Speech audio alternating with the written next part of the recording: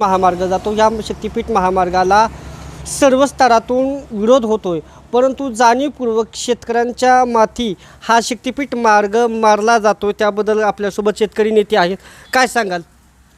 हा शेतकरी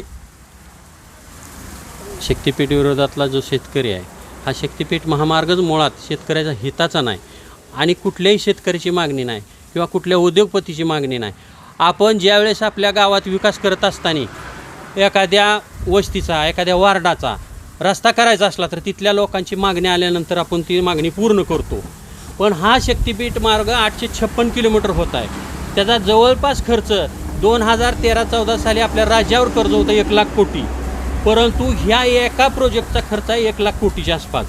तो प्रोजेक्ट कुणाची मागणी नसताना शेतकऱ्यांच्यावर लादला जात आहे आणि तेही शेतकऱ्याला कसलंही विचारात न घेता, त्याला पूर्वसूचना न देता, त्याला तुमचा मोबदला किती मिळणार आहे हे न विचारता, त्यांना कुठलीही वस्तू आपण दुकानात गेलो तर पहिल्यांदा त्याचा भाव विचारतो आणि मग ती वस्तू खरेदी करतो. पण हे सरकार जे शेतकरी जो आहे तो आईपेक्षा प्रेम त्या शेतीवर करत असतो आणि ती शेती सरकार त्या शेतकऱ्याला न विचारता त्याचा दर किती तुम्ही देणार आहे, त्याला पैसे किती देणार आहे हे सुद्धा विचारत न घेता, त्याला पूर्वसूचना न देता आणि जर विरोध केला तर पोलीस प्रशासनाचा दबाव टाकून त्यांची बाजू घेणारे असेल शेतकरी असेल त्यांना अटक करून ते मोजणी केली जात आहे. हे कदापि शेतकरी सहन करणार आहे. हा शक्तिपीठ महामार्ग होऊ देणार नाही. कुठली पूर्वसूचना दिली जात नाही किंवा कुठली नोटीस माडा पोलिसांनी न देता आपल्या तालुक्यातले शेतकरी नेते के पाटलांना पहाटे 5ला अटक केली, त्याबद्दल काय सांगा? के दादांचा लढा हा शेतकऱ्याच्या बाजूने आहे आणि तो रास्त आहे सत्तेत असताना देखील आणि ते भाजपचे कार्यकर्ते असताना नेते असताना सुद्धा का तर तो शेतकऱ्याची बाजू घेऊन शेतकऱ्याच्या हिताची बाजू घेऊन लढत आहेत म्हणून शेतकऱ्याचा आवाज दाबण्याच्या दृष्टीनं जो पुढं येतो त्याला अटक करायचे म्हणजे मागचे थांबतील ह्या हेतूने ते करायला गेले. परंतु के दादाला जरी अटक झाली तरी माळशिरस तालुक्यातील 12 गावातील शेतकरी त्या ठिकाणी गेले आणि ती मोजणी होऊच दिली नाही आणि शेवटी पोलीस प्रशासनाला माघार घ्यावी लागली आणि के दादाला सोडावं लागलं. ही शेतकऱ्याची ताकद आहे. तीच शेतकऱ्याची ताकद उभा राहील आणि ह्या सरकारला सुद्धा एक दिवस खुर्ची सोडावीच लागेल. शेतकऱ्याच्या रोषाला सामोरं जाऊन ती खुर्ची सोडावीच लागेल. शक्तिपीठ महामार्गातील बाधित महिला शेतकरी देखील आहेत, काय सांगाल मावशी या शक्तिपीठ महामार्गाबद्दल? शक्तिपीठाविषयी आजूबाजूच्या ह्या सर्व महिला जमलेल्या आहेत, तर त्यांचं सर्वांचं म्हणणं आहे की आमची मागणी नसताना हा रोड कशासाठी, आम्हाला ह्या रोडची गरज नाही आहे आणि जो रोड आहे त्याच्यावरून भरपूर रहदारी आहे आणि अजूनही किती वाहनं आली तरी तो रस्ता तसा रिकामाचा असतो, एवढा काही जास्त म्हणजे ट्रॅफिक नाही आहे इथं. आणि ज्यावेळेस 965 राष्ट्रीय महामार्ग झाला तेव्हा आम्ही आनंदाने सर्व शेतकऱ्यांनी सरकारने दिल तेवढ्या पैशात खुशी मानून आम्ही आमच्या जमिनी दिल्या. आम्ही कसलाही विरोध केलेला नाही किंवा पैशाच्या मागण्या केलेल्या नाहीत. पण आता आमचा एवढा तीव्र विरोध आहे की या रोडच्या कडेचे सगळे शेतकरी उद्ध्वस्त होत आहेत आणि सर्व व्यवसाय पण त्यांचे बंद पडत आहेत. एकतर आमच्या मुलांना नोकऱ्या नाहीत, उद्योगधंद्यावरती त्यांची उपजीविका आहे, सर्व जीवन त्यांचं धंद्यावर आहे, शेतीवर आहे. एकतर शेतीला भाव मिळत नाही, मालाला शेतीमालाला बाजारभाव पाहिजे तसा मिळत नाही. जर भाव मिळाला तर निसर्ग साथ देत नाही. सर्व बाजूनी शेतकरी अडचणीत असूनसुद्धा सरकार ही शेतकऱ्याची फसवणूक करतं. प्रत्येक वेळेस सांगते ते एक आणि करते ते एक, असं हे चाललेलं आहे. तर आमचे प्राण गेले तरी चालेल पण आम्ही कुठल्याही किमतीत 1 इंचही आमची जमीन देणार नाही. आम्ही शेवटी आत्मदहन करण्यास सर्व तयार आहोत पण आम्ही आमची जमीन देणार नाही. कारण शेतकरी म्हणते, सरकार म्हणतं आमच्या लाडक्या बहिणी, मग लाडक्या बहिणीचे संसार ते उद्ध्वस्त करतात का? लाडक्या बहिणी रस्त्यावर आणतात का? त्यांनी म्हणजे घरं दारं त्यांनी कुठे जायचं, काय करायचं, कसं जीवन जगायचं हा विचार शेतकऱ्यांचा सरकारच्या डोक्यात येतच नाही का, हे आम्हाला सांगायचं आहे. शक्तिपीठ महामार्गाबद्दल शक्तिपीठ महामार्ग सांगते की मी बहीण म्हणून भावाने काय केलं आमच्यासाठी, पाठीत खंजीर खुपसायचा प्रयत्न केला आहे भावाने. आमचं 25 एकर क्षेत्र आहे आणि त्यातून आमचं 25 एकर क्षेत्रातून 9-10 एकर सगळं बाधित रस्ता जाणार आहे, रस्ता रोड. त्यातून 4 विहिरी, 2 तळी आणि पाण्याचा बोर जाणार आणि रस्त्याचा प्रत्येक म्हणजे तुकडा होणार आहे. आमच्या लेकरांनी काय खायचं आणि कसं पिकवायचं ही सरकारने एवढीच विनंती आहे की आमच्या शेतातून रस्ता जाऊ देऊ नये, एवढी सरकारला विनंती आहे, दुसरं काही नाही. आणि जर सरकारने प्रयत्न केला जाण्याचा तर आम्ही आत्मदहन करून आम्ही आमचं शरीर संपवणार तिथं. आम्हाला आमच्या लेकराबाळात कसं आहे, इस्टेट ही वाडवडिलापासून आलेली इस्टेट आणि ही पुढं आमच्या पिढीला देणार आहे, दिली पाहिजे एवढीच. जाणीवपूर्वक ही शेतकऱ्या म्हणजे खंजीर खुपसायचा सरकारनं प्रयत्न केले. वडिलांनी कष्ट करून 2 गुंठे जागा घेतलेली आहे. ती पण सरकार उद्ध्वस्त करण्याचा प्रयत्न करत आहे. सरकारने ही रस्ता होऊ नये ही विनंती. देवेंद्र फडणवीसांनी जो काही शक्तिपीठ लादलेला आहे त्याचा आम्ही पहिल्यांदा निषेध करतो आणि हजारो शेतकरी या शक्तिपीठामध्ये उद्ध्वस्त होणार आहे. तरी शक्तिपीठ हा रद्द झाला पाहिजे अशी पूर्ण नागरिकांची इच्छा आहे. शक्तिपीठ महामार्ग आम्हाला नको आहे. हे आम्हाला काय त्याची गरज नाही. दळणवळण करण्यासाठी आम्हाला रस्ते आहेत. त्यामुळे शेतकऱ्यासाठी हा उपयोगाचा नाही शक्तिपीठ. त्याच्यामुळे सर्व शेतकऱ्याचे नुकसान होत आहे आणि लोकांना दारिद्र्य येण्याची शक्यता आहे. त्यामुळे हा शक्तिपीठाचा मार्ग हा सर्व लोकांना नको आहे. त्याचा उपयोग काही नाही. ज्याची गरज आहे, ज्याची मागणी आहे शेतकऱ्याची ती पूर्ण करा. नदीजोड प्रकल्प करा, वीज पुरवठा करा. ही जी कामं आहेत, जी मागते ते देत नाहीत, जे नको आहे ते सरकार आमच्या पदरात टाकते.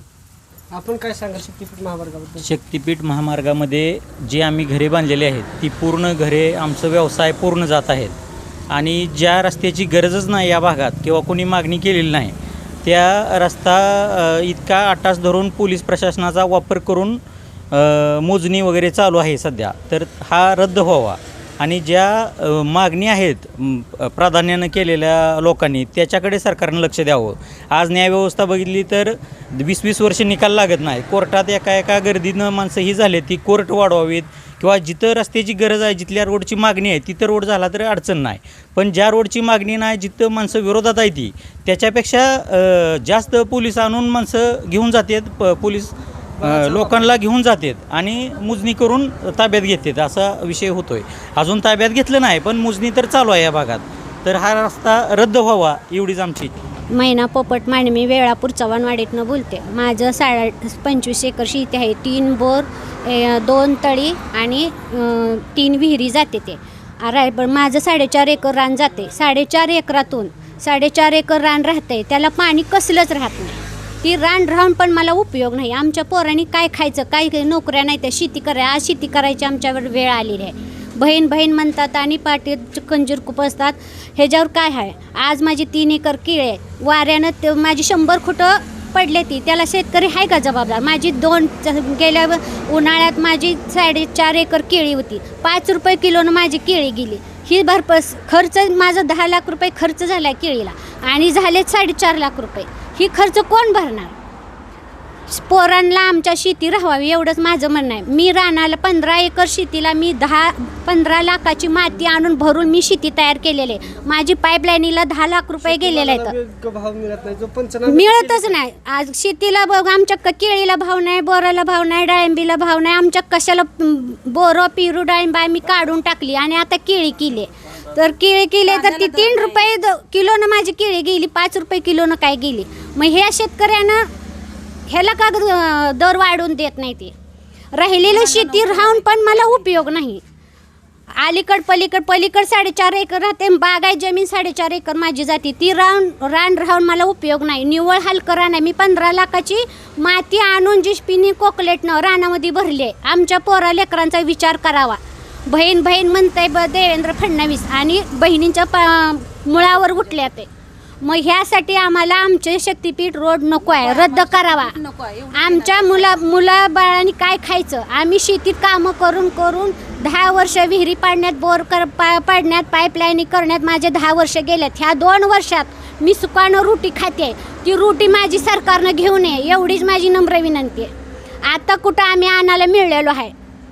खर्च मुलांचा शिक्षणाचा आहे, लग्नाचा आहे, पाईपलाईनीचं आहे, ठिबकचं आहे, सगळं आता ओकेमध्ये झालं होतं. तर आता ह्या सरकारनं आमच्या हातातली भाकरी हिसकावून घ्यायला लागले.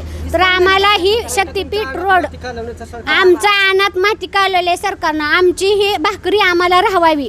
ते सरकारनं अजिबात आमच्यावर बळजबरी करू नये. बळजबरी जर केली तर आमचं कुटुंब, आमची पोरं लेकरं बाळं आम्ही आत्महत्या करून घेणार आहे. आम्ही नसताना, आमची पोरं लिमगावला गेलेले असताना सरकारने मोजणी शिक्का मारून गेले ते आम्हाला कळवण्यात आलेलं नाही. एवढीच नम्र विनंती आहे. माझ्या अनाथ माती कालवणी सरकारनं मी आता ह्या वर्षात आणायला लागलेली आहे. रात ना दिवस मी बोर एक पाडलं होतं 2003 साली. त्यावेळेस मी माझा नवरा पाईपलाईननी 2 तास मोटर चालवायचो, 4 तास बंद करायचो. तेव्हा माझा आता बागायती ह्या 2 वर्षात झालेला आहे. 3 बोर पाण्याचं जायचं म्हणजे काय हे 7 बोर आहेत माझं. 7 बोरमधलं 3च बोर माझं चालत्यात आहे. तळं आता ह्या 5-6 वर्षात पाडले. मग आता आम्ही आणायला लागलोय. मग ह्या आणायला लागलोय म्हणलं आता सरकारनं का आमच्याकडं हिसकावून घ्यावं. ज्यावेळेस 3000ला दुष्काळ पडला होता त्यावेळेस आम्हाला नीट अन्न खायला मिळलं नाही. लेकरं लहान होते. आम्ही रानामाळाने टाकून रानाने कामं केलेली आहे. ती 15 लाखाची मी रानात माती भरली JCP कोकलेटनं. त्यावेळेस आमच्या चुली पेटायची परिस्थिती नव्हती. त्यावेळेस आम्ही माती भरून रान तयार केलेलं आहे. मग ह्या सरकारनं आता आमच्या अनाथ माती कालवणी. जर सरकार आलं तर आम्ही आमची मुलं लेकरं बाळा आम्ही आत्महत्या करू. एवढी सरकारला माझी नम्रतेची विनंती आहे. आमच्या शेतीभावाला दर द्यावा. सरकार बहीण म्हणतंय तेलाला दर किती, तुमच्या साखरेला दर किती, तुमच्या ज्वारीला दर किती, गव्हाला दर किती, शेतीमालाला का दर नाही. एवढं मला ह्या फडणवीसला विचार आहे. फडणवीस साहेबांनी 2 दिवस शेतीत काम करून दाखवावं आणि मग शेतकऱ्याची जमीन घ्यावी. हां, नुसतं खुर्चीवर बसून बोलण्याची हिंमत करू नका म्हणावं सरकारला. हिथं बहिणी उन्हात मरायला लागले ते. तुमच्या 1,500 रुपयाची आम्हाला गरज नाही. 1,500 बहिणी म्हणतात 1,500 आमच्या पदरात टाकताना आमच्याकडं तुम्ही तेलातला पैसे किती वाढवलं, डिझेल किती वाढवलं, पेट्रोल किती वाढवलं, रोजगार हमी किती झाले शेतकऱ्याची. आम्हाला परवडती का शेती. आता कुठं आम्ही आणायला मिळू तोपर्यंत तुम्ही ही करायला आला. सरकार हे चुकीचं म्हणते ते सगळे. तुम्ही काय प्रेस करू नका. आता ही पैसे तुमच्याकडून आलेलं आमच्याच डोळ्यामध्ये संपत्यालं. नातूने काय करायचं. ही पैसा नातूपर्यंत टिकल का. ही चुकीचं म्हणते ते सगळं. तर असं काय बळजबरी करू नका. सगळ्यांचं म्हणणं आहे सरकार ही चुकीचं आहे. तर ही पंढरपूर रोड करताना कोण आडवं आलं का.